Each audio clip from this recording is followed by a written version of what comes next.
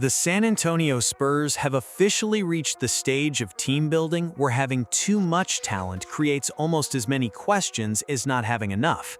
Because next season, San Antonio must solve a backcourt puzzle that could define its championship ceiling. Should De'Aaron Fox remain the unquestioned starter, or has Dylan Harper already shown enough to take that spot?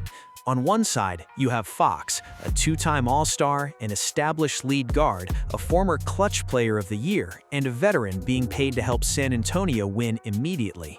On the other side, you have Harper, a 6'5" guard who just finished an impressive rookie season, elevated his game during the playoffs, and looked increasingly comfortable when the pressure reached its highest level. This is not about claiming that Fox suddenly cannot play. It is not about disrespecting an accomplished veteran. And it is not about giving Harper a starting position simply because he was the second pick in the draft. This is about one question: which guard gives the Spurs starting lineup the best combination of efficiency, defense, size, decision-making, and long-term chemistry with Victor Wembanyama and Stephon Castle? Because when you compare their clutch performances, defensive impact, and usage as playmakers, an uncomfortable possibility begins to emerge. Dylan Harper may already be the better choice to start, not necessarily because he is currently the better individual player, but because he may be the better player for that specific role. Let's break it down. Understanding the actual dilemma. Before choosing between Harper and Fox, we have to define the problem correctly. San Antonio is not deciding whether one player belongs on the roster. Both belong. Both can play major minutes. Both can finish games. The question is how head coach Mitch Johnson organizes a crowded rotation that also includes Stephon Castle, Devin Vassell, and several other players deserving opportunities. Stephon Castle emerged as San Antonio's leading regular season playmaker at 7.4 assists per game, while Fox averaged 6.2 and Harper contributed 3.9. Fox produced 18.6 points on 48.6 shooting, while Harper averaged 11.8 points on 50.5 shooting during his rookie season. Those numbers tell us Fox remained the more productive offensive player, but selecting a starter is not always as simple as choosing the player who scores more points. A starting lineup requires balance. If Stephon Castle is handling the ball, Wembanyama is commanding touches, and Vassell is operating as a scorer, how much additional on-ball creation does San Antonio need?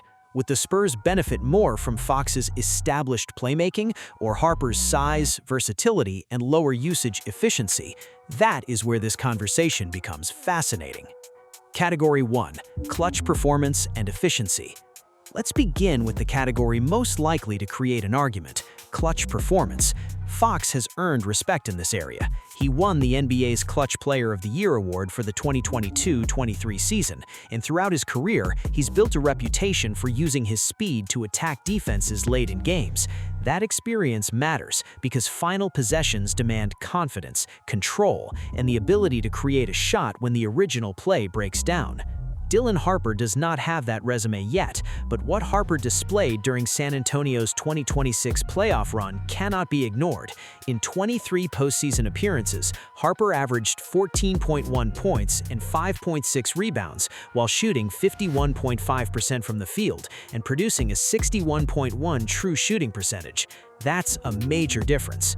Harper was not merely scoring more efficiently on open opportunities, he was attacking the paint, absorbing contact, and making composed decisions during games that carried enormous pressure. In Games 4 and 5 of the NBA Finals, Harper scored 21 and 25 points, respectively. In the season-ending Game 5 loss, he shot 10 of 19 while adding 5 rebounds and 4 assists. Those performances matter because they showed that the stage did not overwhelm him. Fox's experience still gives him the stronger overall clutch resume.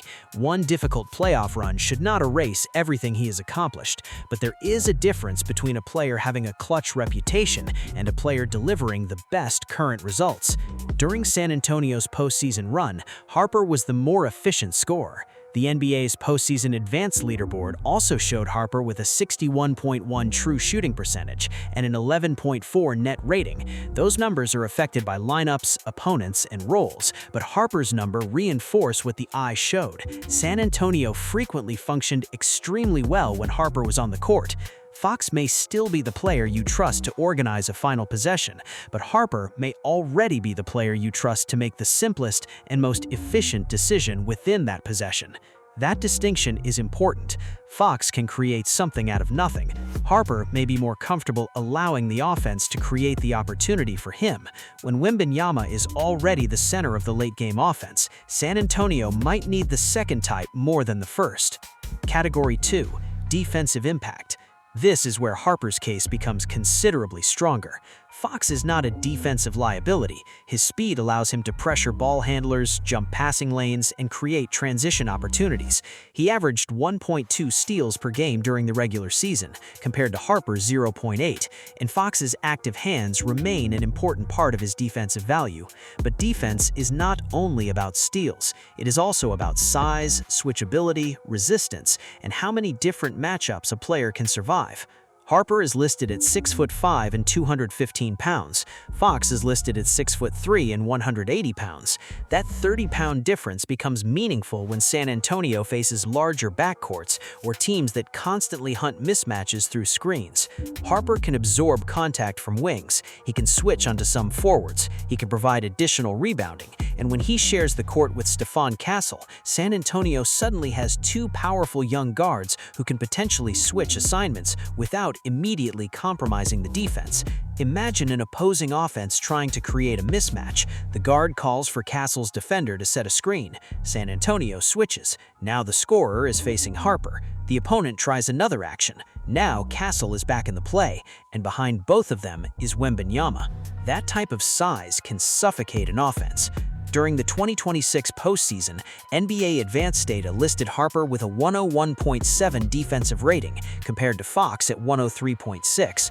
Individual defensive rating is not a perfect measurement. Lineup combinations and Wembanyama's presence affect everyone, but Harper's number supports the argument that his size translated into real team value.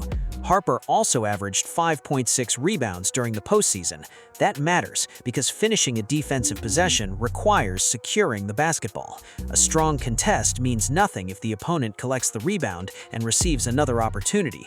With Harper, Castle, and Wembanyama, San Antonio can create a starting group in which almost everyone contributes on the glass. That can immediately fuel transition basketball, and transition is where both Harper and Castle become extremely dangerous. So while Fox may generate more steals, Harper's overall defensive profile may fit the starting lineup better. He gives San Antonio more physical flexibility, he makes switching easier, he improves the rebounding floor, and he allows the Spurs to build an identity around overwhelming length. Category 3. Usage rate versus playmaking.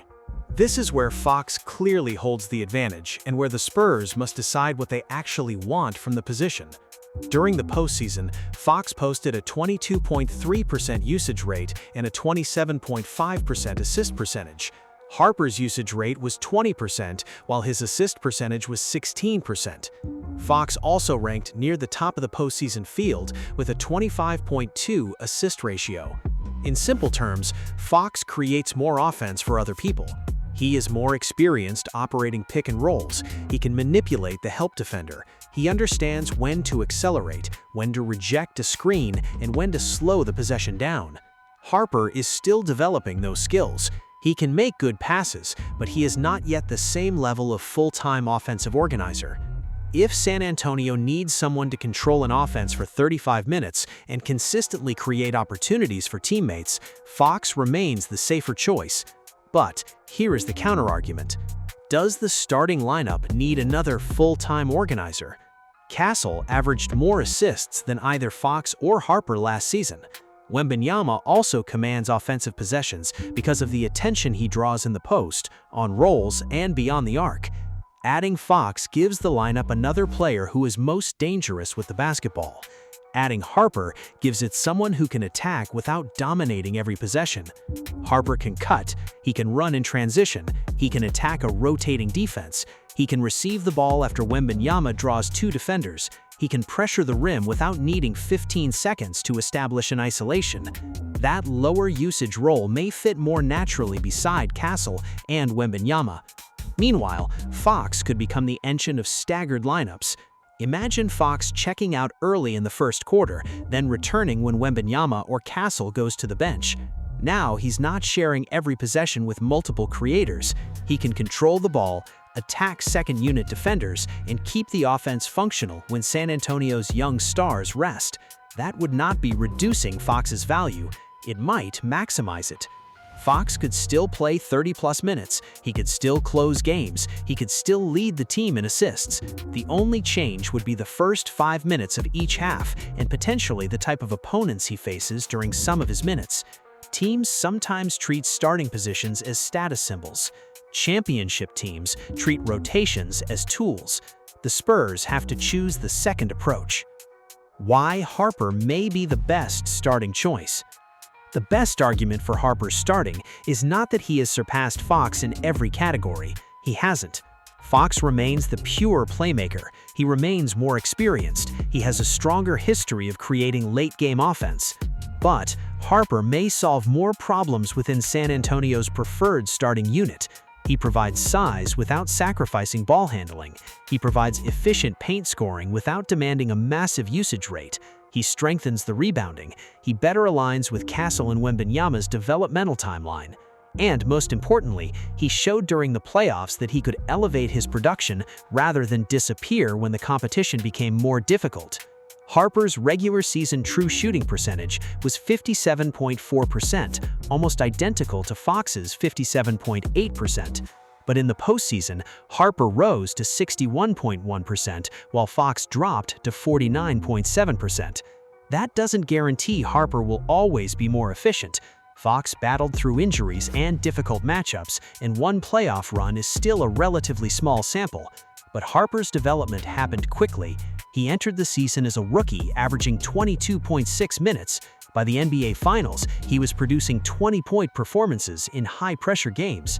That progression changes the conversation. San Antonio no longer has to ask whether Harper might eventually become ready to start. The Spurs have to ask whether he is ready now. And based on what he showed, the answer may be yes. The case for keeping Fox as the starter. There is still a legitimate argument for maintaining continuity. Fox is a long-term maximum contract, and San Antonio invested heavily in bringing him into the organization. He averaged 18.6 points and 6.2 assists during the regular season, made his second All-Star team, and helped the Spurs reach the NBA Finals. Moving him to the bench could create unnecessary noise. Every bad game would create trade speculation. Every successful Harper performance would generate questions about Fox's future. The Spurs must consider chemistry and communication, not just theoretical lineup optimization. Fox also gives the starting lineup immediate downhill speed. When Wembanyama sets a screen, Fox can turn the corner before the defense is organized. That pressure creates lobs, corner threes, and opportunities for Castle to attack a moving defense.